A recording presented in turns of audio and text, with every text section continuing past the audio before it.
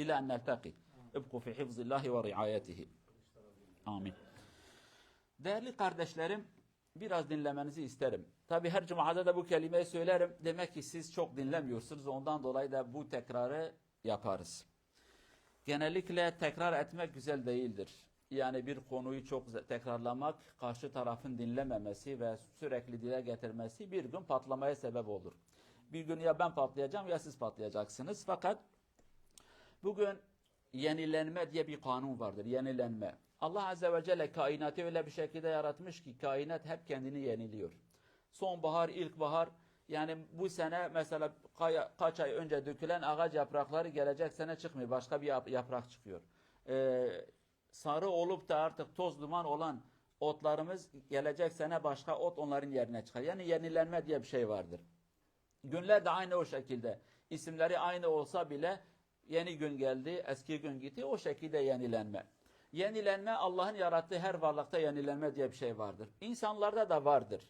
Fiziken biz hep yenileniyoruz. Fakat bizim söylemek istediğimiz ruhen, düşünce, ilim bakımında yenilenmesi. Yenilenmek demek bilgi sahibi olmak.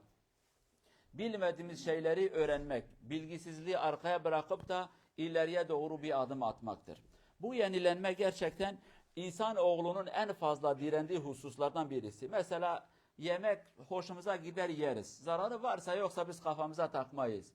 Elbisedir, paradır, başka bir şey hep almak isteriz. Fakat yenilenme olduğu zaman düşünce, akıl bakımında, ibadet bakımında, ileriye gitme bakımında, bilgiyi edinme bakımında biz direniriz. Yenilenmek istemeyiz. Ama ben değişmek istemiyorum. Eskisi bir kalmak isterim.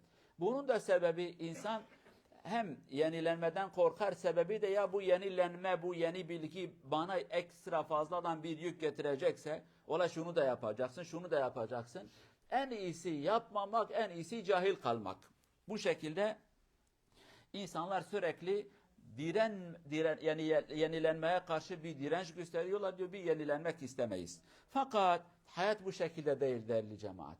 Hayat bize diyor ki yenilenmeniz lazım. Aynı telefonlar gibi.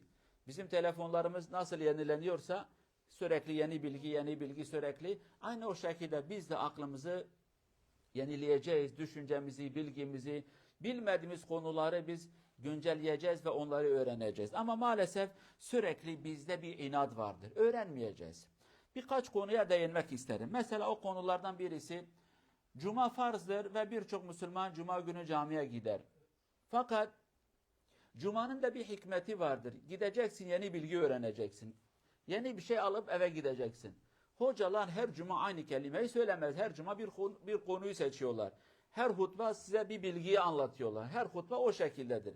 Peki ey insan, her Cuma camiye gittiğinde bir şey öğrensen, sen gerçekten yenileneceksin. Bilgi sahibi olacaksın. Ama biz bir şey öğrenmemek için ya camiye geç geliriz. Mesela sürekli Cuma günü bakıyorsun ki en son imam hatta hutbeye çıkmış, hutbe bitmek üzere, dışarıda bir karabalık gürültü oluyor. Efendim kapıyı açın, içeri gireceğiz. Erken gelsenize. Bu birinci sorunumuz. İkincisi, adam erken gelir fakat dinlememek için yanındaki arkadaşla konuşmaya başlar. Mesela geçen Cuma vaazda gerçekten rahatsız oldum ve birçok cemaatle birçok insan da rahatsız olduğunu şahit oldum. Şunu da unutmayın. Konuşan bir insan bir şey anlattığı zaman eğer cemaat kendi aranızda konuşuyorsa, kendi aralarında, konuşan adamın konsantresi gider. Gerçekten der ki ben kime konuşuyorum? Yani size bir şey anlatmaya çalışır biri, fakat biz de kendi aramızda konuşacağız, o insana kulak vermeyeceğiz. Bu gerçekten nezakete layık olan bir şey değildir. Yani gerçekten nezaketsizlik diyelim o şekilde. Kibar bir şey değil, güzel bir şey değildir. Konuşuyorlar. Amaç ne? Hocayı dinlememek. Amaç vaazı dinlememek. Çünkü dinlese belki değişecektir. Belki yeni bir şey öğrenecektir ve farkına varacak ki yaptığı şey hatadır ve yanlıştır. Bunun farkına varmamak için, yani hutbede konuşmanın yanlış olduğunu öğrenmemek için, ki biliyorlar. İnsanları rahatsız etmeyin ne kadar kötü olduğunu, bunu hatırlamamak için diyor ki ben kendi arkadaşımla konuşacağım, imamı dinlemeyeceğim.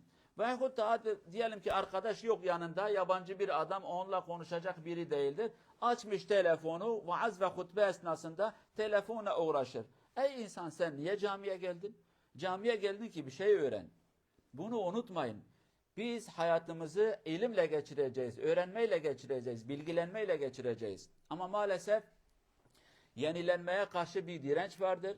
Öğrenmemek için her mücadeleyi ederiz, kulağımızı kapatırız. Ve aynı bu şekilde mesela taziyelerimiz olur, cenazelerimiz olur ve o esnada sohbet ve dersler vardır. Bile bile bazı insanlar illa konuşacaklar, bazı insanlar kendilerini meşgul edecekler. Amaç okunan Kur'an'ın sesi gelmesin, anlatılan sohbetlerin faydası kimseye olmasın, sadece onlara değil. Yani eğer sadece kendileri dinlemek istemiyorlarsa dışarıya çıkabilirler. Ama sadece biz değil, diyor ki yanımızdaki insanlar da faydalanmasın ki ortada kaybolalım. Maalesef biz sürekli yenilenmeye karşı bir mücadele ediyoruz ama ben eskisi gibi kalacağım. Hayat böyle değil değerli cemaat. Yani mesela sohbetten sonra, camiden sonra, hutbeden sonra yani biz biraz oturup da ya bugün hocamız neyi anlattı? Kendi aramızda ufak tefek bazı kelimeleri söylesek, hocam valla keşke bunu da söyleseydin, hocam keşke bu söylendi. Bu da benim gördüğüm başka bir eksik. İlla ki sen yanlış söyledin diye bir kanun yok. Hocam ben de şunu gördüm, o da diyecek ben de şunu gördüm. Birbirlerimizi tamamlayacağız. Ele aldığımız konuları değişik değişik görüşlerle onları tamamlayacağız. Hoca sadece Kur'an'ı okumaz, gördüğü ve sahip olduğu bilgileri sizinle paylaşır. Biz de o bilgileri beraber yenileyeceğiz ve kendi aramızda yaygın hale getireceğiz. Bazı şeyleri öğreneceğiz. Ama eğer biz inat edersek, mücadele edersek, yok efendim öğrenmeyeceğim, şunu yapacaksak gerçekten bir bilgi sahibi olmayacağız. Cenab-ı Allah bizi hak yolunu görmüş, hak yolunda yürüyen insanlardan eylesin. Topluma faydalı olan insanlardan eylesin. Toplumun hayrı, bereketi ve ilerlemesini isteyen insanlardan eylesin inşallah. Cenab-ı Allah bizi dar kafalı, dar düşünceli, dar zihniyetli insanlardan eylemesin.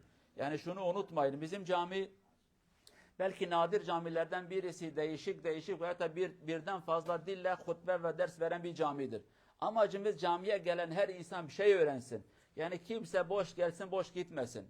4 dille bir vaaz ve hutbe ve cuma bütün bunları nadir bir cami yapar. 1 veya da 2 ama amacımız camimiz merkezde, değişik milletler gelir, herkes bir dilden anlar, mümkün olduğu kadar herkese bir şey söyleyelim, millet boş gitmesin. Ama ve şunu da unutmayın, hangi dille konuşsam o insanlara hitap ederim yani. Bu söylediğim noktalar Türkçe anlayan insanların eksikleridir birinci derecede. Buna dikkat etsinler. Yani bunu söylerken Türkçe bilmeyen insanları kastetmiyorum. Türkçe anlayan insanları kastederim. Biraz önce Kürtçe ve Arapça söyledik. Onu anlayan insanlara kastettim. Onları söyledim. Bu şekilde kendimizi biraz yenileyelim, yeni şeyleri öğrenelim, güzel şeyleri öğrenelim ve ileriye doğru iyi adımları atalım. Cenab-ı Allah cümlemize sıhhat ve afiyeti nasip etsin. Hak yolundan ayırmasın. İleriye giden insanlardan eylesin inşallah. Dünya ve ahirette Allah Azze ve Celle bizi bela ve musibetlerden muhafaza etsin. Vesselamu aleykum ve rahmetullahi ve berekatuhu. Ve iyyakum inşallah.